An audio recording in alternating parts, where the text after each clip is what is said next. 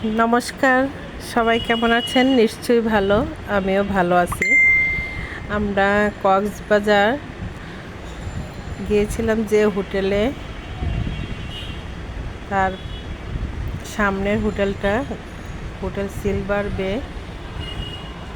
দেখেন আমাদের দুই কন্যা ফ্যাশন করে ছবি উঠাচ্ছে, আমি উঠাই দিচ্ছিলাম।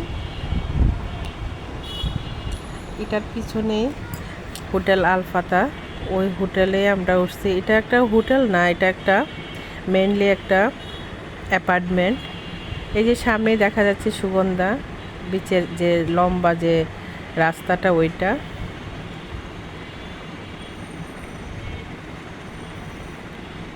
এই গল্লিটা দিয়ে আমরা যাইতে হবে আমাদের হোটেলে, মানে অ্যাপার্টমেন্টে। আর আমার বোন আর বাচ্চা দেখেন, সাথে একটা পার্কের মতো ছিল, ওইটাতে সে ঢুকবে দেখার জন্যে। রাত্রে যেহেতু হয়ে গেছে, ওইটা বন্ধ ছিল, আমরা যতদিন ছিলাম ওইটা খোলাই হয়নি। আর আমার বোন জামাই পরের দিন চলে যাবে, তাই সুনামগঞ্জে মানে বাসের টিকিট কাটতেছিল। দেখেন আমরা যে জায়গায় ছিলাম, এটার সামনের রাস্তাটা, পিছনের দিকে আমরা ছিলাম অ্যাপার্টমেন্টে, আলফাতা অ্যাপার্টমেন্ট। আমি পরের ভিডিওটাতে আমি দেখাবো আমাদের অ্যাপার্টমেন্টটা।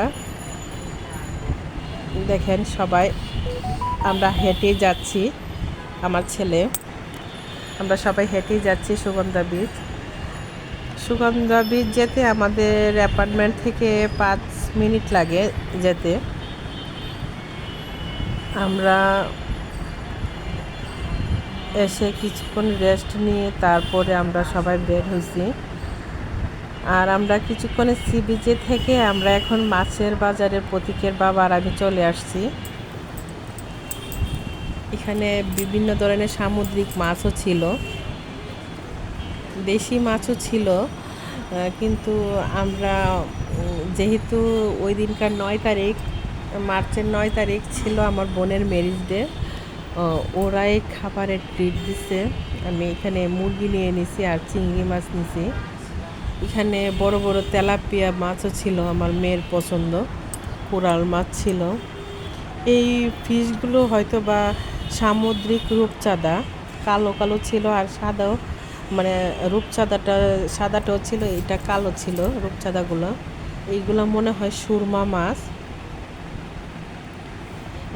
আমরা ফিশ মার্কেটে বারবিকিউর কোনো দোকানে দেখি নাই। রমজান যেহেতু ছিল, তাই মোটামুটি সবই বন্ধ ছিল। দেখেন অনেকগুলো কোরাল মাছ ছিল, আয়ের মাছ ছিল, কোরাল মাছ ছিল।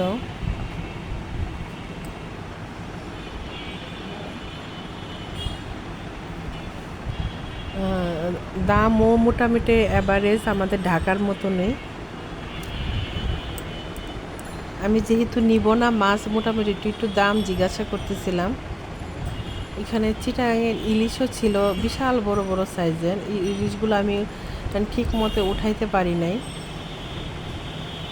আমি এই চিংড়িগুলো নিছি, মানে নদীর চিংড়ি ছিল না, সাগরের চিংড়ি ছিল বলল।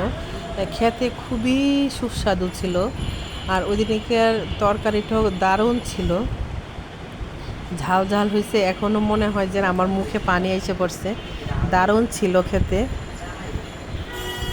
আমি বয়সটা দিচ্ছি, তারপরও মনে হয় আমার জিভে এখনও পানি চলে আসছে ওই চিংড়ি মাছের টেস্টের, যে স্বাদটা মুখে লেগে আছে আদৌ।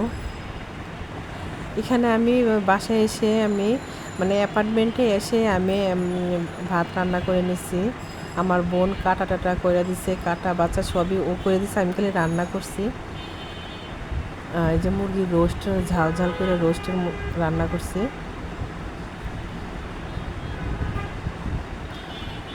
সবাই ভালো থাকবেন, সুস্থ থাকবেন। আমার এই ভিডিওটা যদি আপনাদের ভালো লাগে, আমার পেজটাকে ফলো করবেন। Bye bye.